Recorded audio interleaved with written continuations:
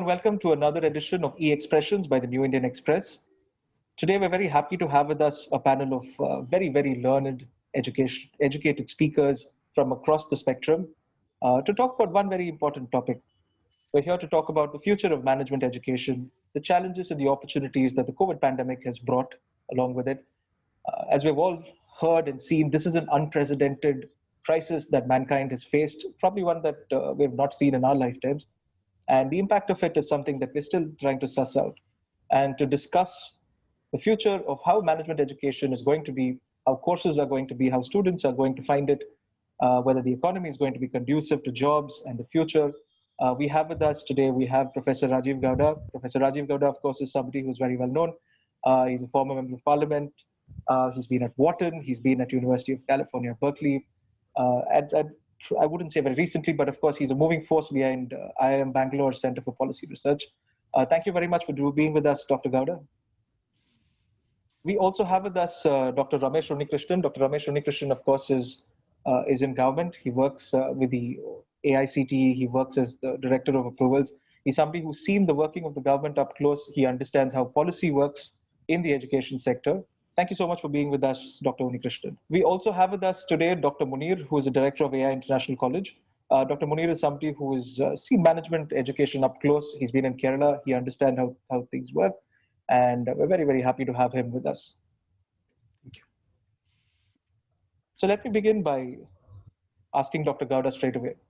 Professor, what according to you is the direct impact of this pandemic on management education as we see it, and management education as a whole, not just within the hallowed portals of the IIMs, but also in the smaller constituent colleges that dot our country? And if you could also sort of tell us whether you think there are any opportunities here that colleges have to take away. Thank you so much, and good afternoon, Dr. Munir, Dr. Unnikrishnan, the senior management of AI, etc. It's such a pleasure to be here this afternoon with you. And we are all experiencing and going through, an extraordinarily disruptive moment in management education. We've heard of disruptive technologies. Well, in this context, it's a disruptive virus, which has upended the way we engage with education and especially management education. What this does, though, it has forced everyone, teachers to learn to move their courses online, and students to learn to, to imbibe knowledge in a very different way compared to the joys of hanging around with students and doing group work and various other kinds of things that make the college experience so rich and memorable. But at this juncture, what we have is an opportunity in a very different way. So far, colleges, business schools, management institutions have been very inward focused on just the resources that they have at their immediate command.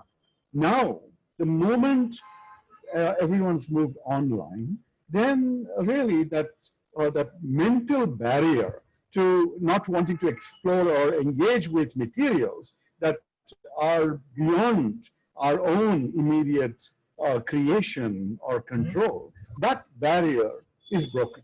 And when you break that barrier, you essentially are in a situation where you have the opportunity to reach out and engage with knowledge that has been created by the best people everywhere.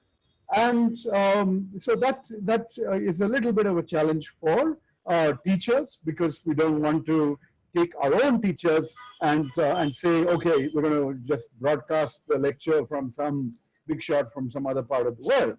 But there is a major role for the teacher as well to curate this experience, to find a way to be a bridge between maybe other lectures and our own students and their experiences. Further, there is also an opportunity to change the way students engage with learning, right? The kinds of assignments that you give them, the kinds of real-world applications that you want them to engage with, the kinds of presentations that you want them to make. All of these are all going to change dramatically. And so I would say that management education at this point in time is at an extraordinarily disruptive juncture where the possibilities are enormous and endless, but you also have to balance the teaching and and sort of social aspects of the college environment with and the nurturing and mentoring roles that a college normally provided. All of those need to come together in ways that we had not necessarily imagined before. So it's going to be a lot of learning by doing. That said, there are numerous ed tech education providers that have emerged. Some of them in the high school tuition space are suddenly worth a few $billion, right? I mean, people with origins in Kerala, Baiju and others are worth more than $10 billion. And that is, and they're all investing in finding better ways to create an online learning environment. And so basically, what students need to think of themselves as as sort of proactive learners, as lifelong learners, as people who will keep adapting to what is taught to them today, but also to who will craft courses and programs that open up new vistas for themselves over the years. The second part is the other major value that a business school or a management institution brings, which is as a pathway and a stepping stone to the world of jobs.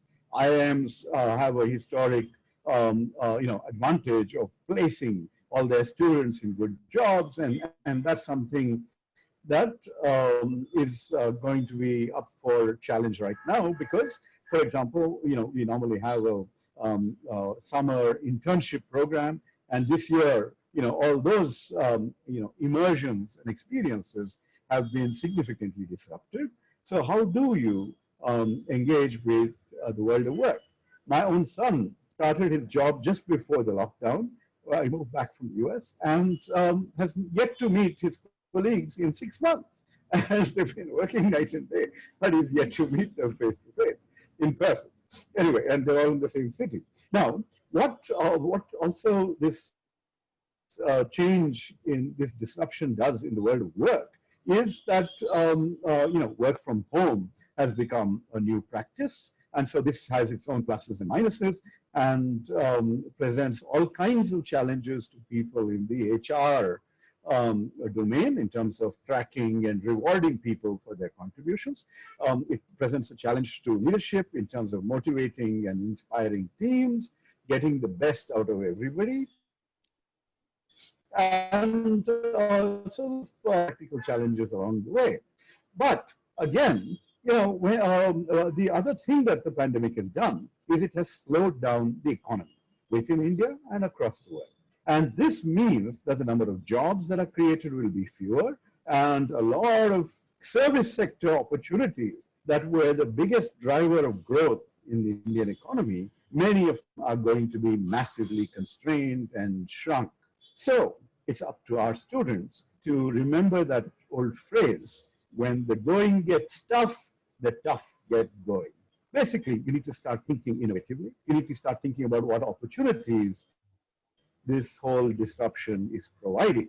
So one set of opportunities are standard, which is that there are going to be all kinds of opportunities that arise from the digital work from home kind of transformation. And so if you invest right now in skills that enable you to be a better performer online, then you will be in a better position to make an impact. If you are if you pay attention to the other emerging disruptions like artificial intelligence, machine learning, those kinds of domains, then data analytics, there are a lot of courses out there already which will give you a chance, even if the college curriculum is not ready for that yet, these will give you a chance to go out there and be market ready and to be able to essentially serve a market that is global. The other thing is that the nature of some of the service sector industries will also change. Let me give you one example. One of the tragic developments as a result of the pandemic and the lockdowns and the economic slowdown has been the shutting down of restaurants. The people are not going to going out to eat as much.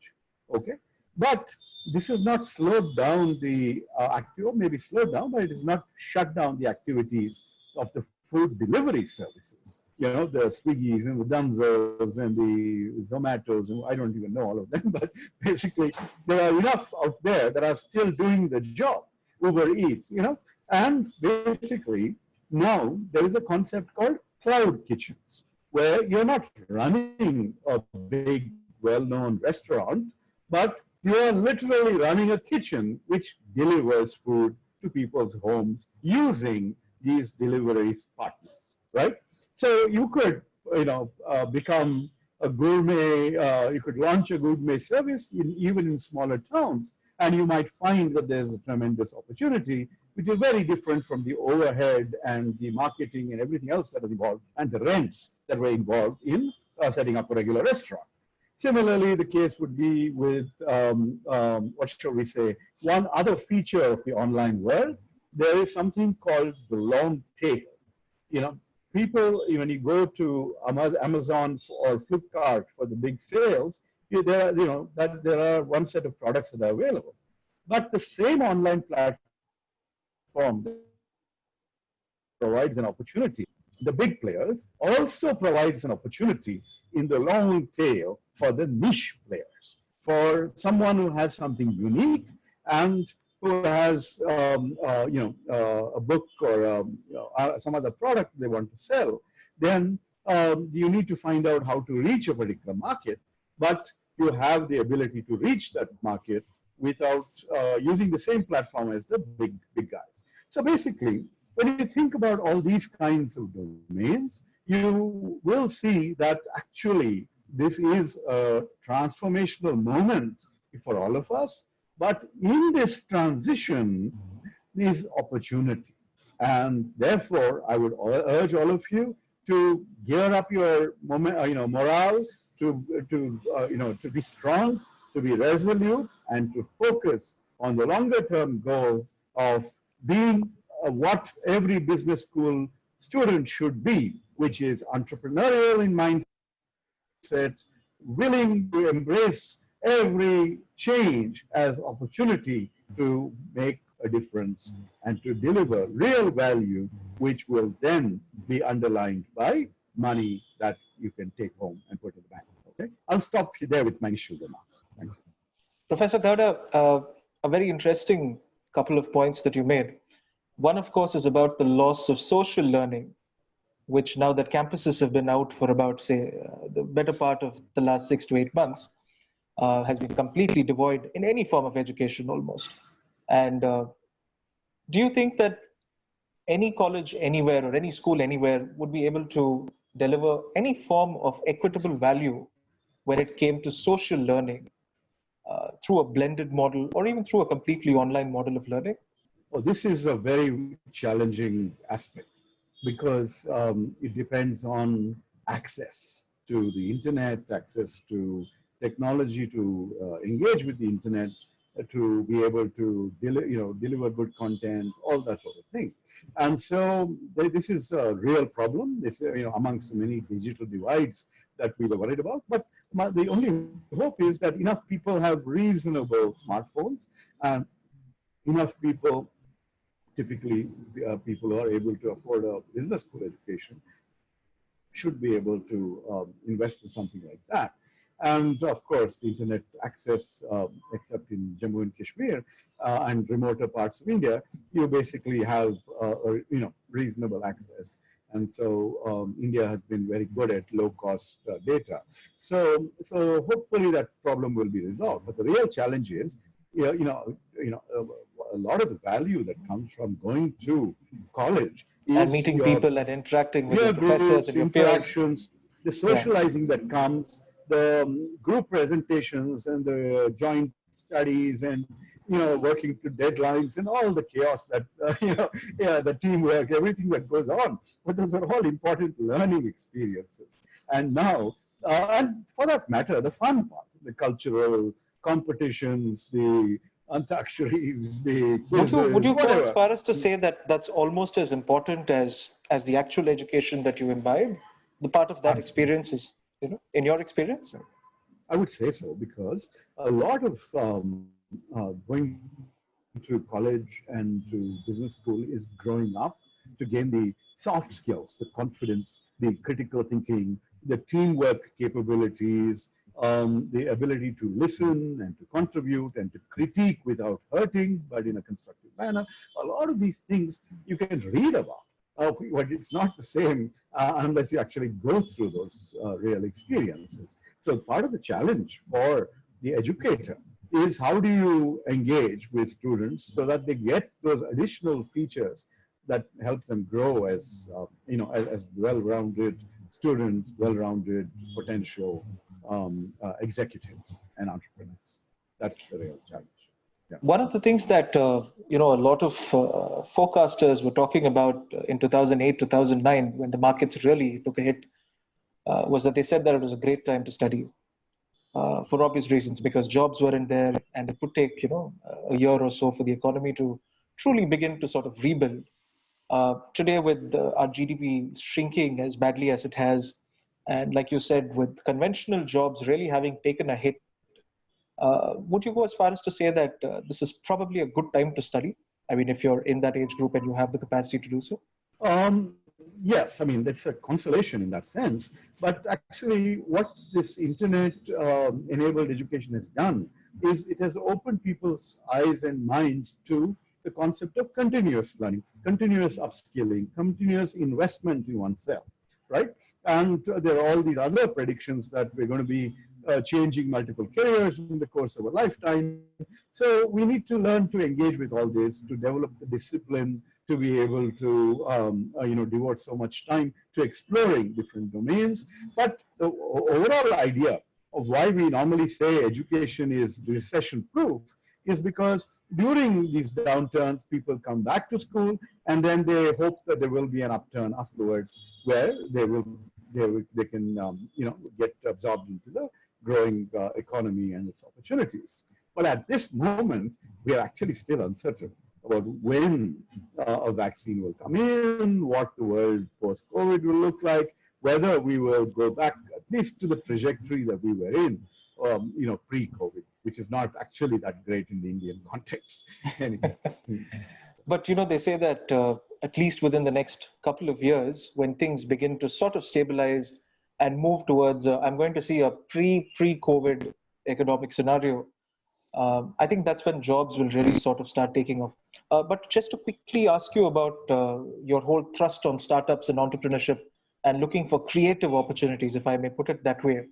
You talked about everything from cloud kitchens to online e-tailing and all of these other niche opportunities that were probably never in any of the textbooks anywhere. Do you think that somewhere young India is ready for that push? They all want to start up, they all have great ideas, but raising capital, now that's always the big question. In this economy, do you really think that that's something that everybody should push for? Entrepreneurship is something that's very aspirational for large numbers of people, but it requires the ability to take risks. It requires the ability to to raise resources to fund that initial period before your concept is reality, before your product is ready to hit the market, etc. And not everyone has that. Not everyone has the tacit knowledge that is required to run a business. So that's why a large number of kids have never been to work.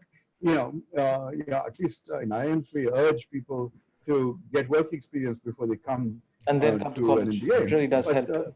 But a large number of Indians don't do that. They like to finish their education in one shot, and in that process, they've never actually been in a workplace, and so they don't know necessarily what is expected of them or how to deliver.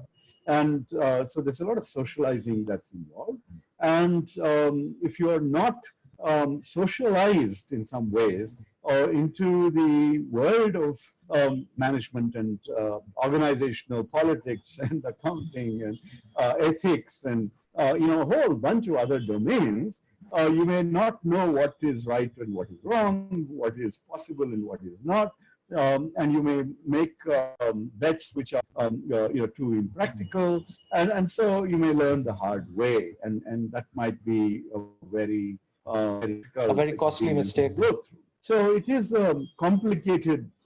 It's costlier in the Indian context because we tend to treat failure very negative. In Silicon Valley, it's okay if you fail, you learn something. Nobody, Silicon Valley is a different world rejects altogether. you as a result. Dr. Munir, you had a question for Professor Silent, Gowda. silent Yeah. Valley, which is close to. Thank Yes, you go so ahead. much. Thank you so much, Professor Sir. It was very inspiring and interesting to listen to your thoughts, and I have all the time developed a very, very interesting question for me. That is, you have rightly pointed out that the education institutions and the whole learning process should be based on student engagement, and wherein the students should be able to develop employability skills and entrepreneurial skills. Actually, we also aim to create among our students, develop among our students a sense of becoming human capital, unlike the previously thought of financial capital, so that when they graduate from our campus, they will be either able to join an industry to be part of their core team, or either if they would like to choose to become the entrepreneurs, they will be able to take that path as well. So looking at the IM, experience and your own, international experience when you were in the US as well, where education institutions act as, leaders, and industry, go back to institutions for consultancy and support. So in India, except a few premier institutions, in India, for us, like, tier 2 kind of institutions, what you would suggest to inbuild the sense of becoming a human capital instead of becoming tomorrow's best employees or tomorrow's best employers? What are the major things that you suggest for us kind of institutions to emulate, to rather, to put it in a different way, to be victims of best thinking and best practices? Okay, so this is a tough question, but basically, I like the emphasis on human capital because we want to develop people who are well-rounded and who have human values as well, along with being useful as capital in terms of wherever they are employed. So, so the best way is to unleash the potential of these humans by teaching them how to learn, how to work together. So many of these are not necessarily written down, but these are things that you would need to actually imbibe in them. And many times I've been to institutions where they would tell me, so you're from IIM, you have all the resources, you have all the access and all that. We don't. And I would say, look, the world of the internet gives you access to every single piece of knowledge that I have access to in IIM. It's more a question of how do you manage to translate that into something meaningful for you. That is one of the real challenges for your own teachers. So we have had a long habit in India of being what are called mug boys. We say, here is the syllabus, here is the material, here is what you need to master and repeat in the examination. Okay. But for me, when I used to teach a course called Business, Government and Society, I used to give students exam questions that were based on real world newspaper stories.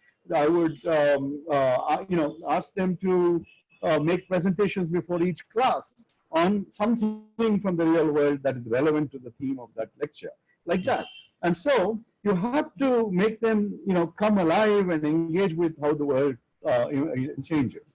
The other thing which you as a management can do is reach out to as many businesses of different kinds. It could be the restaurants, it could be the factories, who who you're connected with, who are in India, who are in the UAE, who are elsewhere, and ask them to play a little bit of a mentoring role. Let those companies provide an opportunity to say, here, one day visiting this particular factory. And you ask them to take you on a video tour of the place, to talk to different people in what they do, to talk to the marketing manager on how they go out there and compete in markets, and things like that. And so if you are able to create that kind of a real world exposure in some ways, then this human, because a lot of human capital is about really opening one's eyes and Yes. opening one's hearts and getting that confidence and understanding and and that sense that we too are as good as anyone else, and we can go out there and achieve and make an impact. So that's what it's a this is something we should continue to have a discussion on. Okay. It's a major challenge. Okay. Thank Thank you you. so much, sir. It's a very interesting and I think we should ask Dr. Unikrishnan at this juncture. Dr. Unikrishnan, happy to have you with us. Uh, Yeah, I'm here. to begin with, I'd like to ask you. You've been with the AICT for a long time. You've been an engineering professor. So it's safe to say that you have understood education from the grassroots level, all the way up to the policy level. And I think nobody would agree more that what we're seeing today in this pandemic, this COVID pandemic, and the way that it has completely affected the world of education is nothing that you've probably seen before in all your years of teaching. But do you see any positives coming out of it? Do you see any thing that we can take away from us and says, yes, we achieved this only because this pandemic happened? Yeah. So first and foremost, let me thank Indian Express and AI International Group for inviting me to this wonderful discussion panel. And see, Mr. Daniel, we are speaking like this. This is the biggest positive thing that pandemic brought to us, right? Because yes. see, we know unfortunately, it's so unfortunate. Like our Indian education system is too rigid.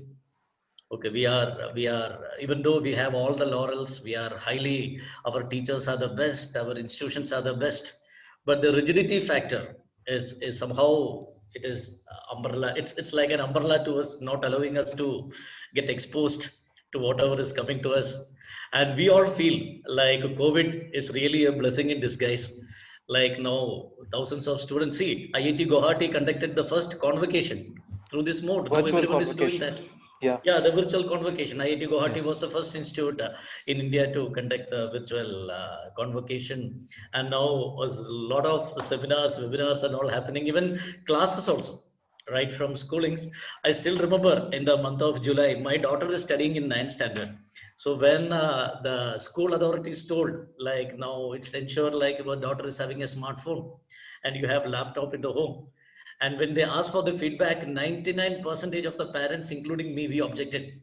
Like, no, no, no, I have my work, my wife has another work, and we don't have the faith on my poor daughter to give computer, internet, and leave her alone.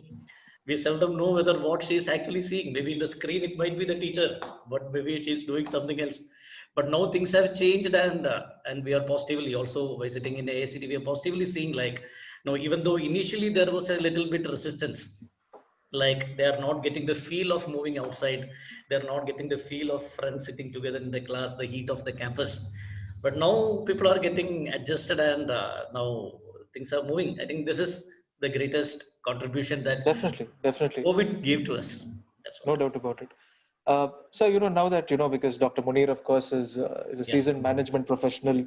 You, of course, are an engineering professor, but because of your experience with the AICT, one of the biggest decisions just before the pandemic that the AICT took was, they took a very strong stance and said, henceforth, no institute should offer both the MBA and the PGDM, PG Diploma in Management, and that was a very, very, it was lauded as a very very strong and interesting step by educationists.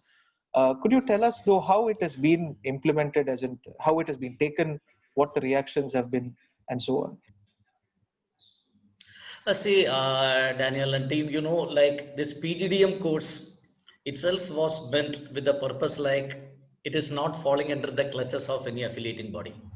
Because see, technology, every 11th minute, technology is getting a new value added. And management also, even though there are some Bibles like Kuhn's and all, some books are there, but management perspectives are also getting changed minute to minute, hour to hour, because globalization, we don't know what are the changes happening.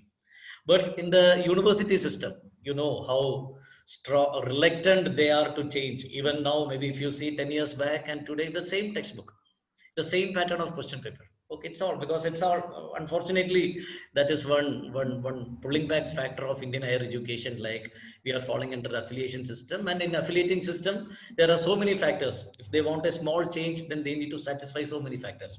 So even this Vikram Sarabhai committee, when they formulated how management can be formalized as an education, so the first and foremost guideline itself was that it shouldn't be under the affiliating system. And that was the idea with which the ABCL, the first 4 IIMs were brought in, Ahmedabad, Bangalore, Calcutta, and Lucknow. And now that has been widespread. Because AICT once upon a time had a hurdle that one particular nomenclature of course, it can grow only up to 180 maximum. For idea, if a college is having MBA, this MBA can have only 3 batches maximum, 60, 60, 60. One batch is 60 and the growth is restricted to 180. So MBA, initially there were some colleges which are standing as PGDM institutes, some were standing as MBA. And since this rule was prevailing, like you can't grow beyond 180. Then some people started, okay, then if I go for PGDM, then another 180 I can go. So people started like, I have 180 doubling their MBA, capacity and PGDM, so that, you know, management education, obviously, whatever we say, it go by brand of the institute. Whatever we say the brand, because there nobody asks how much percentage you have, whether you had any backlog, nobody asks. When a manager, a management graduate goes for an interview, right? It's all, you are an alumnus of, that's it. And that brand of the institute will tell whether the guy or the girl is fit to adapt to the environment that is being posed by the industry. So when this came, sir, again, there were issues like 50% is with university affiliation, 50% is autonomous, and students also getting confused, and they can't, because PGDM, there is one more plus point, like the fee is not regulated, you know, as per the Justice Sri Krishna Committee too. that's The right. PGDM fee is not regulated, whereas the university system is coming, the fee is regulated. And in order to boost the PGDM institution, the standalone institutions, we again brought in a new phenomenon called grant of graded autonomy to PGDM institutes. You might be aware of that. We have now issued grant Yes, of yes. graded The autonomy NEP to, also talks very strongly about yeah, graded autonomy. It's a the major graded talking autonomy. point. And in the first cycle, we have 4 institutions in India, which are purely standalone, and they are given the freedom based on the NBA score. Either they should have an NBA score of not less than 700 in N-1 programs that are eligible, or they should have figured out within the first 300 of any world rankings. World ranking means Briggs or Times or QS, yeah, QS PHE, rankings. any of them. So Yeah. in the first phase, we got 4 institutions like that. So when we want to open the doors, so let the college grow, let the students get exposed. So this affiliation system, partly available with the college, was a hurdle. So that's why we took a decision like let them be separated. So there were a lot of hues and cries, like suddenly in one fortnight, ICT is telling you separate the college into 2. From in a city like Bombay, in a city like Bangalore, where You won't every find the space to millimeter, separate the college. every centimeter is people bargain for a centimeter. How to separate? So we have given them 2-year time. Okay, you take your own, because within the jurisdiction they can change wherever you want. So let's see, like there is no mix, so that finally we want to prove, like if autonomy is given, that's it. There is no limits for the institute to grow, for the students to mold, and for the teachers to experiment whatever they feel it is good to build a good new You know, generation. Dr. Unikrishnan, you talked about autonomy, and like we just mentioned, autonomy is one of the driving points in the Kasturi Rangan committees. Both Dr. Bhargava and Dr. Kasturi Rangan talk very highly about how it's important to give people the autonomy and the freedom for educational innovation. You're somebody who has obviously studied the NEP in great detail, as most people in the MHRD. Where do you think it impacts and betters management education? And there was also some talk about how management principles are being applied from a very basic school level all the way, so that students get some form of exposure all the way through to the undergrad and to their postgrad. What are your views on this? See, Daniel, like NEP is a wonderfully drafted document. I will see, like this is the Indian version of the global education. Like this is what education should be. There is no narrowing down. Like if I want to do this, I should learn only this. I can only learn this because you know the present system there is already predefined ladders or brackets. Like if you want to be an engineer, you should mandatorily study only this, and whatever additions he's having out of his interest, they are nowhere being counted. So this NEP is it's just aimed at the overall development of the candidate with a huge emphasis on the society, with a huge emphasis on the Indian history, and also with a huge emphasis on what the student actually wants to be. Here, actually, the challenge is for the teachers, not for the students. Students, they are free. They can choose whatever it's as per their passion, as per They have their more desire. choice They than can ever choose, I want before to in the study this. history of Indian education. Yeah, Yeah. they have more choice. They have more choice. Now the poor stakeholder is the teacher who was very comfortable with the affiliating system. Study, take two papers, somehow manage notes. And you know, even now, majority of the colleges, the blackboard, writing the notes, giving assignments Definitely, no to doubt some, about it. okay, study 10 advertisements and come, study 10 advertisements and come. What is the relevance? Finished. MBA education is over. That is the affiliating system management education, right? Now, a varied cultured students are coming. With 10 students are equal to 100 old students. They are coming with varied culture, varied technical know-how, varied arts know-how, and they are coming and sitting in the class. Now, the challenge is actually for the teacher to how, what to teach, how to teach, and tends to be earlier we know +2 PCM students are coming, or for an MBA when these many students are coming, we know like these are the back the average we can coin down the students are average of this level. Now it is totally different. In addition to that, you know, every teacher has two counterparts now. One is Google, one is YouTube. Okay, so the biggest competition lies there. Okay, so that's what it's a beautiful thing, but that's why we have started. We have kept, you know, maybe 12 to 13 years as the homeworking period, so that To if you really see want to the stick on to impact the of the profession, NEP, yeah, to really see the impact of the yeah, NEP, you that's believe it'll 12 to take that 13 much years time. we have kept. Wonderful. Yeah, 12 Dr. to Munir had a 13 question years for you. Yeah, yeah. we have. And I just would like to add one thing as a value addition to what Dr. Ramesh ji has said, that autonomous institutions will have much more flexibility, advancing the requirement of the workplace, of the expectations of the employers. At the same time, when we had a discussion with Dr. Ramesh Unikrishnan, he also said that this affiliated college kind of situations, like constituent college kind of situations, all these things will be phased out in the future. So actually, I think when I that's what the told, NEP also says. The NEP yeah, also very NEP, strongly yeah, talks about NEP very ending strongly says, affiliation. because this is because basically what the doctor said, like students are not given much freedom in classroom to expose themselves to discovery kind of learning. They have been exposed to receive information and knowledge. So this create kind of situation where our students are not employable as such. So NEP is actually driving us, or driving the institution to focus on the future, instead of depending or counting on the heritage and history of the institute. We should rather focus on innovations. That is what Dr. Ramesh sir has said. I totally agree with his viewpoint, and it is going to create a multiplier impact the way institutions are going to educate their children, and how are they going to be welcomed at the workplace. Dr. Munir, just a follow-up question now. Yes. Your institute, of course, is one that is chosen to go with the PGDM route. Right? Yes. You have a very strong focus on PGDM. But always, in the Indian context, there comes a question: Yes. what has more value? Is it the MBA? Is it the PG diploma?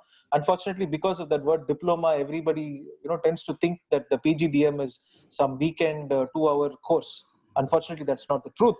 But do you still feel that there is a perception problem between the MBA and the PGDM as far as Indian parents and Indian students are concerned? Yes, it's a very interesting question. I can answer this if there is anything that I missed out. We also have Dr. Ramesh Unikrishnan also here. That is a very positive side of it. To answer this, I would quote what happened to Harvard Business School. Harvard Business School has the second Indian American as the dean, and who is a postgraduate diploma graduate of India. So we know, what Dr. Ramesh sir said, there is, greater flexibility given by the autonomy. And until the Indian Institute of Management Bill of 2017, all the IIMs were offering PGDM. The program was purely called as PGDM. But unfortunately, as you said, rightly pointed out, that there is still notion among not so much aware parents that MBA is much more better. I'm not differentiating as such between a very innovative MBA and PGDM, but the structure of PGDM gives much more scope for development of human capital for the students. There are basically 4 reasons for that. First one is that who is going to train the students? That is the fundamental question that we have to ask. In a conventional MBA kind of colleges, UGC only stipulates that the teacher or the professor should have a postgraduate degree, plus he should clear the NET exams. But most of the PGDM institutes, they stipulate that the person who is coming on board to train the students, he should have rich industry managerial experience. So it is a matter of how are you going to engage the students? How much is your content expertise in addition to your solid knowledge base? Because we know the knowledge that we are talking about tomorrow, that is going to be very dynamic. It's not going to be stable. So we need, as our Rajiv sir said, that we need someone to mentor from the industry. If not from the industry, if we have someone already on board with us in the institute to mentor, who has got experience, and that is going to be a wonderful value addition for the students in the campus. Second thing, as Dr. Ramesh sir said, that the curriculum that has been followed in some of the institutions which are of last very old period.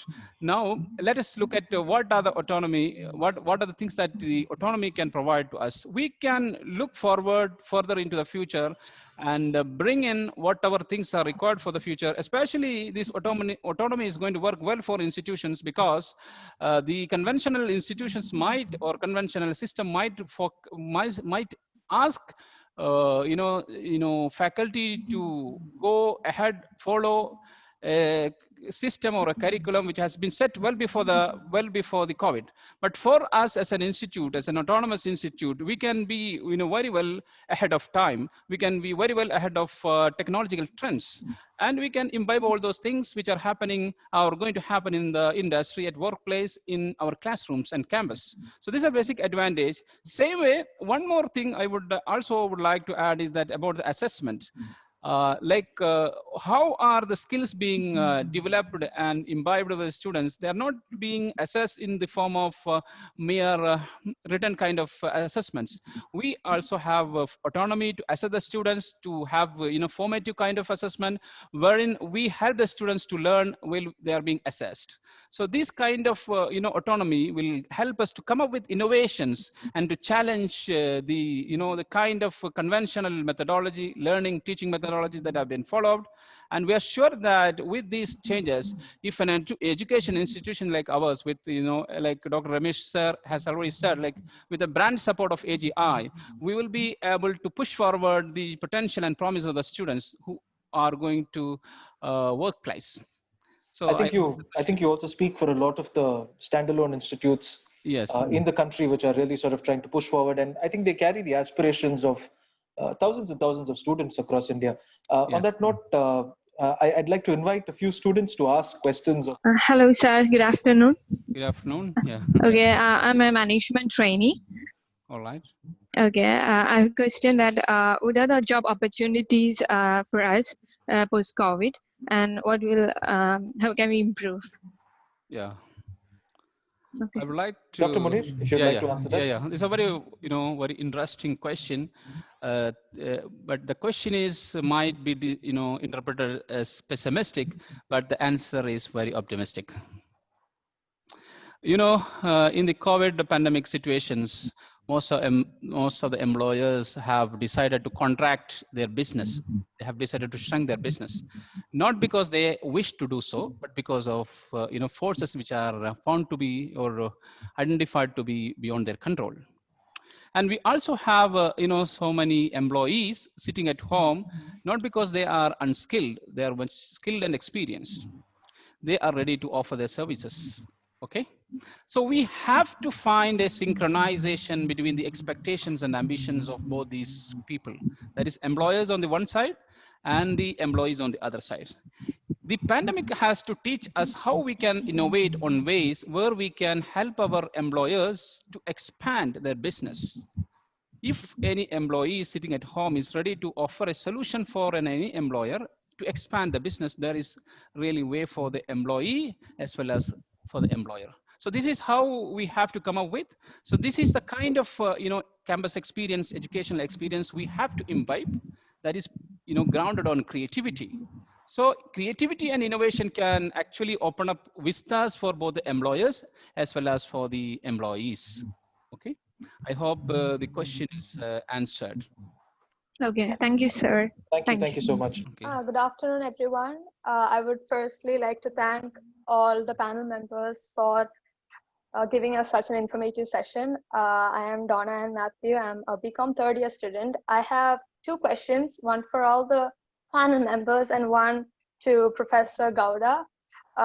One is that how will the world look at us now that during the pandemic, we are students studying right now, and will we always carry the tag of the first pandemic graduates throughout the life? Very, very good question. Yeah, it's again a very challenging question, and I would give from my side the answer. Some tags are actually keeping us moving further forward. That is actually the challenge. So we will, as a graduate of COVID period, you have all the challenge which the society has never experienced. It's an unprecedented challenge. So you are going to get trained on reimagining the operations model that is going to come up tomorrow. So the core that you have developed inside in you as an individual, as a employee or tomorrow's entrepreneur, that's having quite good spark. That spark is actually going to help you to move further forward in future. So it is not just list of skills or pieces of information or knowledge that actually guide us further forward. Rather, some of the convictions that I can be a self-made individual in spite of all the hurdles that can be thrown on us. That is the kind of confidence and optimism that this COVID batch. I don't like to call it as COVID batch as such, but if anybody calls it COVID batch, there is actually a fire. That fire is not to destroy anyone, but is to develop anyone who is affected by it. Donna, if I may add on, I'm sorry, Yes. I'm sure Dr. Murray put it way better, but initially when the question of the final exams came up, Maharashtra, Delhi, and several other states, they sort of said that we're going to COVID promote you.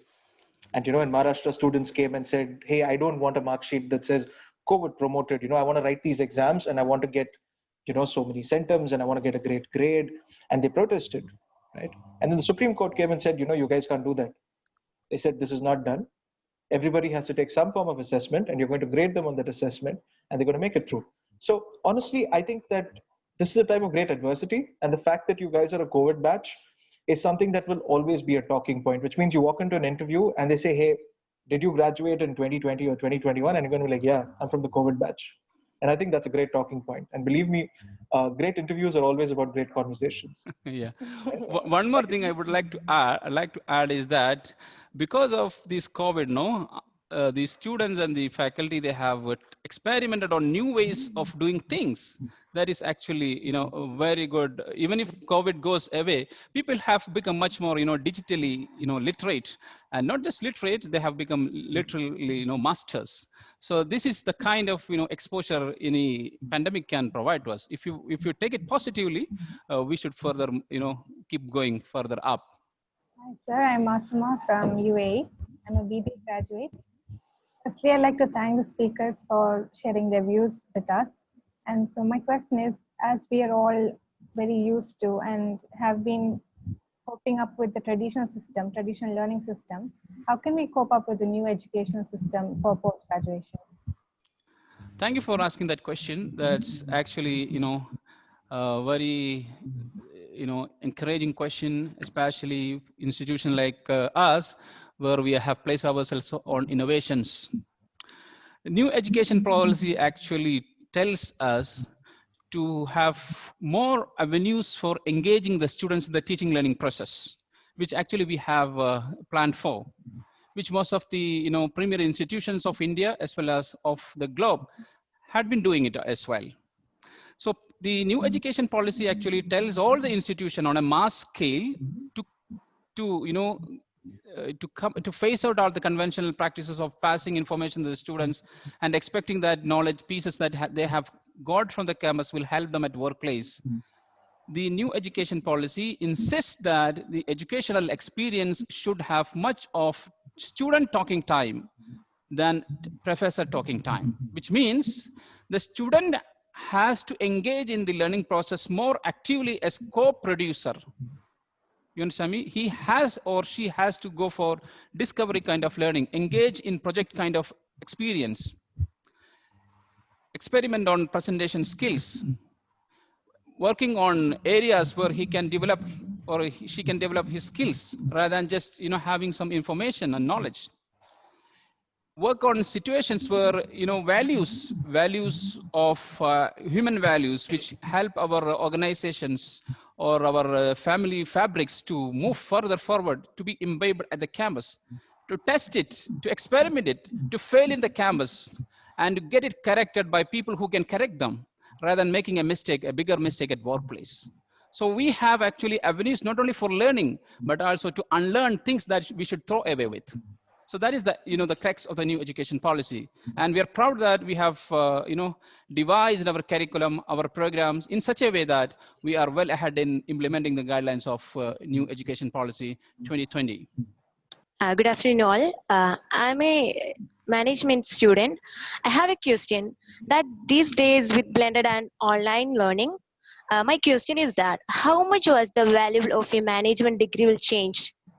Very good question. How much the value of management education would change just because the delivery mode has been online? I would tell you there are majorly two classifications that we can make when it comes to developing graduate attributes or professional competency of a graduate. First one, how has he been or she has been engaged with scholastic activities? Second, in co-scholastic activities, that is extracurricular activities. Okay, so in scholastic activities, there are four things that the students should get engaged with. First, he should be able to interact with a very experienced, industry experienced professional. In COVID situation also, there is no harm in getting them, because in a more way, especially with our global classrooms and all, we will have n number of choices when it comes to very experienced and expertise faculty. So because of this online situations or post-COVID education model, we are much more exposed to people who have international experience. First one, I hope the question is answered. First part. In the past, we had professors who could be made available within the four walls of the classroom. Now we have actually opened up the exposure of the students. First one. Second one, even if the COVID situation goes away from the scene, our students have become much more, as I said before, have become much more digital savvy. They can, operate on digital platforms. They can use, things that never thought would come up in a classroom kind of situation, would only come up in a kind of workplace only. For example, the kind of assessment that we had at work, we had until recently in the institution, will go for more digitalized versions of assessment. So at workplace, it is not necessary that you all will be assessed. You have a performance appraisal, wherein you will only be assessed by someone who can physically meet and connect with you. You have at workplaces, because you are going to work in a multinational company where you are being digitally assessed. So well, in the COVID period, you are well ahead of time being assessed, and you are very much prepared for any kind of assessment. What are the expectations of or rubrics of assessment that you take as a as a simulation of a workplace performance appraisal. So you get much more things at the campus which we were never, thought of available at campus. So it is actually a golden time, but we have to see and we have to look at with a positive, set of mind. And then this is actually helping our students to have much more competitive graduate attributes. And I really think that's the takeaway today. I think we all have to stay positive. We have to make the most of now. We have to make the most of this situation and look at all of these great opportunities that we see coming through COVID. Take digital learning, take blended learning, use every single opportunity out there, and really become the best at what we are. Thank you so much, Dr. Munir. Thank you so much, Professor Gowda. Thank you, Dr. Ramesh Krishnan. It's been a real pleasure talking to you. Thank you very much for being here with us. Thank you so much.